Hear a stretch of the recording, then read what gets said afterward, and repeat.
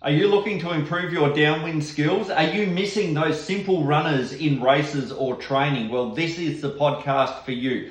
Currently on the Peak Performance Program, we are doing 6 weeks of downwind skills. We're going to teach our current members how to catch runners, where they should be, better angles, when to go, when to stop. And not only are we going to give you the visual skills that you need to catch your runners a lot more easily, we're going to design the Peak Performance Program to give you the fitness and the skills and the power and the understanding of connection between your low intensity and your high intensity when you're paddling, and really driving that catch forward so we can get more runners using less energy. So if this is something you would like to see or do, then please sign up to the Peak Performance Program, or we are going to go back 12 months to a video that we do regularly for our peak performance paddlers and show them exactly what we want them to do about learning how to chase runners and not chase the rabbit. So if you're listening to this on our podcast, we hope that you can visualize what we're talking about. If not, please go to our YouTube channel and the video will be there. Thanks for watching and listening, and we'll be back to you in 1 minute. Hey members, Coach here. So I had an amazing weekend down in Hobart with the Tassie Hub crew, and being North Tasmanian at Burnie and thinking that we had great water to do downwinds and that, the Derwent River really put it on for us in the afternoons, and we're just able to do a couple of afternoons of just really nice pure downwinds, and the amount of content, let's say good and constructive from this is what's really going to help us all leading into race week and leading into local events with those other paddlers that aren't focusing or going to be in Perth at the end of November. So this one is Kobe's, and as we can sort of see here, this is our target here. And obviously we've got all these rocks and, big cliffs and all that sort of stuff. And then around the corner here, it actually still sort of protrudes outwards, so it doesn't wrap around. So we're still going to be sort of angling a bit to, probably 12:30, 1 o'clock angle as we get around there. And this is probably about a K or 2 kilometers in. We can see that the swirl is really coming off our right shoulder, so it's a good southerly swirl, but the wind chops, as you can see here, the wind chops are sort of moving out into this direction. So we've got wind chops going that way, swirl going this way, and we've got to get around this point and this marker here. Now, and we've done plenty of YouTube on this, we've done plenty of podcasts on this, and I'm just going to sort of say it again now, that you always want to stay up, let's say upwind, or up on the high side of your straight angle. So we actually, our sort of line, we started way out here behind us, probably about 1 kilometre. So our imaginary line would sort of be along here, and then we're going to sort of get to here, and then we're going to angle that way. And ideally, because we know these cliffs are coming out, we don't want to be anywhere near these cliffs at all. So whenever we're on something, we actually sort of want to be heading out here to 1 o'clock for as much as we can. Now, the more left we go and the more we sort of chase these swirls, we're actually going to go further and further and further in here, and then we're sort of side on to everything. And that's what you never ever want to do. We have a saying on the Gold Coast, is you're going to stay outside the shark nets until you go around the last shark net before you hit the beach. And usually the shark nets are at surf clubs, so your last shark net would be at Mermaid Beach Surf Club before you came into Curra or Broadbeach. And those shark nets are a good 750 to 1 kilometre off the shore, so you've got to stay that far out, so you've got all these really nice angles.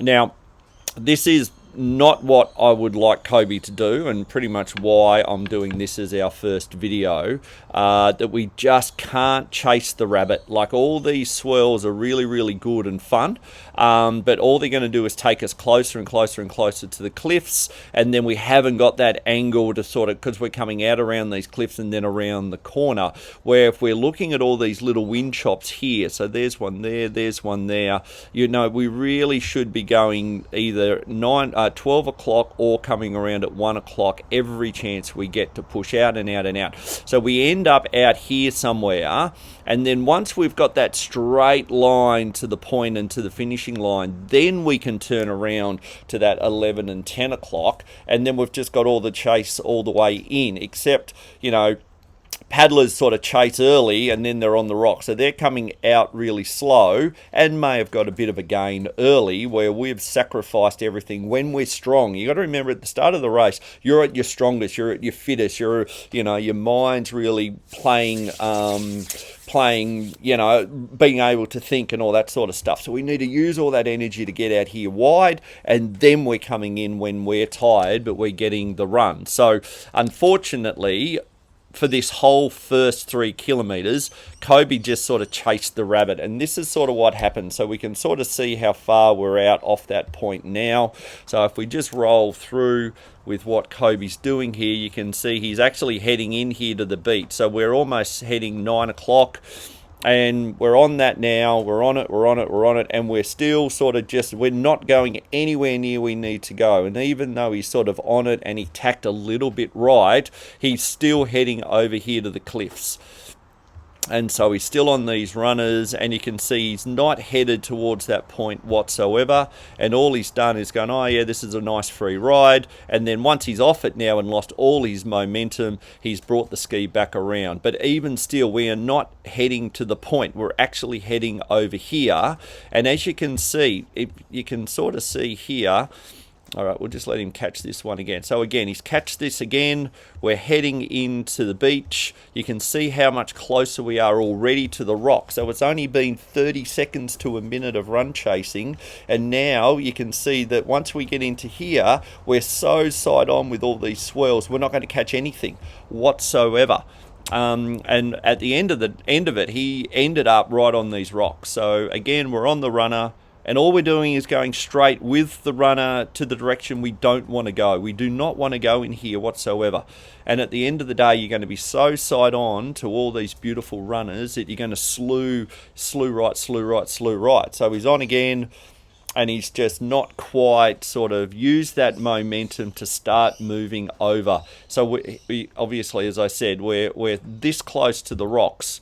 Now, if we go all the way back, hopefully, we go all the way back here at the start, look how far from the rocks we were, like, you know, less than a minute. So this is sort of the thing that, you know, I guess inexperienced paddlers or paddlers that are just not in tune on where you actually need to go and using the water, this is what you do. You just chase all the early stuff early, and then you go, oh my God, I'm right on these rocks now, and you're bobbing around and you're all over the place. Where obviously what we want to try and get Kobe to do is, if we just sort of go through here, so you do not need to go with the swirl to catch the swirl. All right, you're catching a swirl on a 45-degree angle minimum. If we're coming around as far as Kobe is, we're going too close in and too far. So we want to be heading probably over here somewhere. There was a ship somewhere over here that I asked Kobe to head for when we first started. So I wanted him to head for the ship and just keep heading for the ship, knowing that as he would head to the ship and he'd catch these runners, he would sort of just drift. He'd just drift that way, and we just keep heading for the ship, but we're drifting, but we're heading out into that direction.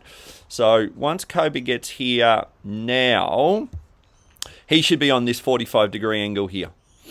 All right, so he should be sort of heading for minimum those houses and all that sort of stuff. All right, and then once he's on that, then he should be now turning along the face and heading at least 1 kilometre to the right of the point where we want. So that's gonna have him going in the direction we want.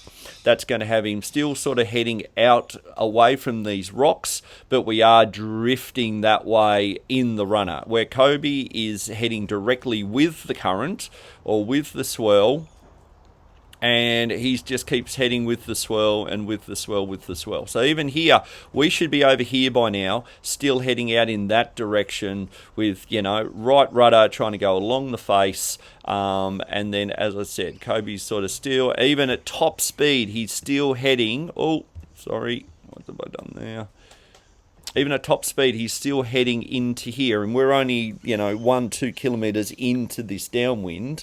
And now he should be sort of way over here on this swell. So, you can see if you can drift along with the swell heading out into this direction is really what we want. And so we're following the rabbit, we're following the swell in the direction the swell's going. We're not using the swell or these little wind chops. So once you hit this maximum speed, you should be skating along all these wind chops. You can see that little valley in there. You can see a valley here. This is where he should be. So you can see that valley over there, and we're heading over in this direction. We are not heading anywhere near where we need to go, and we want to stay out here on this high side. And then, as we can still so, he's still heading in this direction to the rocks, where he should be using all this to go out here into open water. So this was a really good video of, unfortunately, what not to do.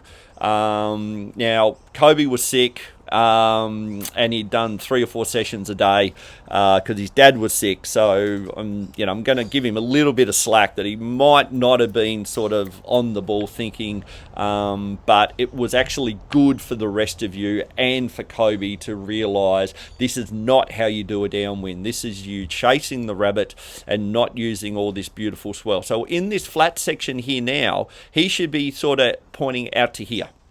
All right, there's no swell anywhere.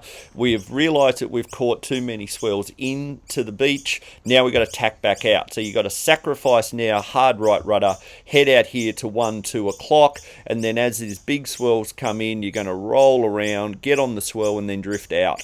So ideally, if I use this one here, so we're heading this way, we're on the swell, we've caught the swell, and then once we hit top speed, then we're going along the swell. So we're going to go along the swell, we're going to fall off the swell, we're going to keep going in this direction, and then we're going to roll onto the swell, and then we're going to go across the swell, and then that's how we keep moving out that way. What we don't do is just catch and catch and catch and catch. So when Kobe's here, he should be sort of out this way, going side on to get out nice and deep. But as we saw before, he's sort of now turning with the swell, turning. Now we're almost at 9 o'clock to where we want to go. We should be heading to 1 o'clock, and we're swung all the way around to 9 o'clock. We're on that swell. We didn't really get it. And again, you can see how close these rocks are here. So we're just going to skip to another video and just show you what the end result was, because we didn't set the downwind up early enough to benefit from the end. We sacrificed early, and then we didn't go where we wanted to at the end. So we'll be back to you in 1 second. All right, so here's the point that was way up in the distance. So we went all the way into those rocks, and we went along the rocks, and as you can see now, we're sort of heading out to that 1 o'clock angle. But ideally, Kobe should be way out here, and just scooting along with all these runners. So this should be a pure downwind, catching these runners, and anyone who's done what Kobe's done here, and now we're side on to all this swell. And this is sort of the result. We've been paddling side on to the swell. We're not getting any benefit from the swell at all. And whatever we get, because we know we have to come around this wall, we're really tacking now around to sort of 2 o'clock and 3 o'clock, because we don't want to be pushed in on these rocks, which Kobe ends up doing as well. And this is what happens. We then start slewing to the right because our rudder and all that sort of stuff is out of the water. So if we sort of just roll through, you can see that he's sort of getting swamped, which is filling his bucket of water up. And we're just not quite getting that angle at all, and he's really now got to paddle at 1 o'clock. So this is what I wanted him to do early. You can see where he's not headed to the point at all. We're heading out to the direction we want to, but it's unfortunately it's too little too late, because we're just so side on now that we're just not really going. So all these runners through here, so he should have got on that, but if he'd got on it, we're heading straight for these rocks. So he's got to sacrifice, and all he's got to do now is just paddle, paddle, paddle. Like that one's perfect. We should be on that and then scooting right, on that, scooting right. But he can't because we're near these rocks now. And now he's sort of had to, like, that's a beautiful runner through there. And that if we were on that another 200, 300, 500 meters out, we would be going at sort of 13, 14K pace and just bringing this end of this race home. But again, he's lumpy, it's all over the place. You know, we've been paddling like this now for probably nearly 8 kilometers. So he's getting tired. He hasn't got the benefit of any boat run whatsoever. And as I said, now he's heading out into open water. And really he should be out here somewhere, like so far out, and just bringing it home down the middle of the river. So that is what happens when you chase the rabbit early in your races.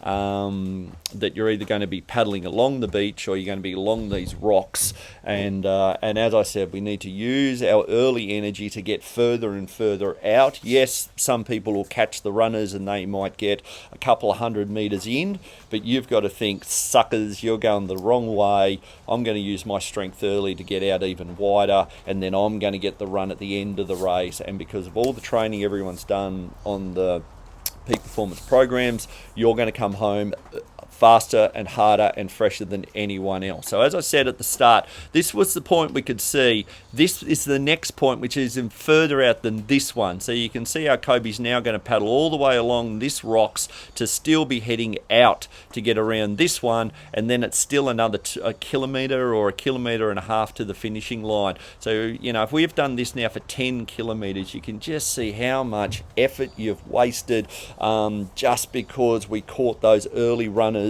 that were really fun and enjoyable, but not what you want to do in a proper downwind or a training downwind or at least a race downwind. So not to pick on you, big fella, but this was a really good learning tool for everyone, and hopefully for the surf safari this weekend. If we're doing this course, we do not want to see you do this angle that you're doing now. We want you to run your own race, get out deep and go hard, and make sure what you're doing here now, we want to get on these runners and we want to go across on that 45-degree angle. Keep moving out, keep moving out, keep moving out, catch the runner, keep moving out, catch the runner, keep moving out. So we want you in this direction with all these swells. So if you were here and that you're going to catch this swell here now, all it is just a little bit of left rudder, catch it. Once you get that acceleration, right rudder, and then you're going across the face, where before you were turning completely and you were going with the runner in its direction, which is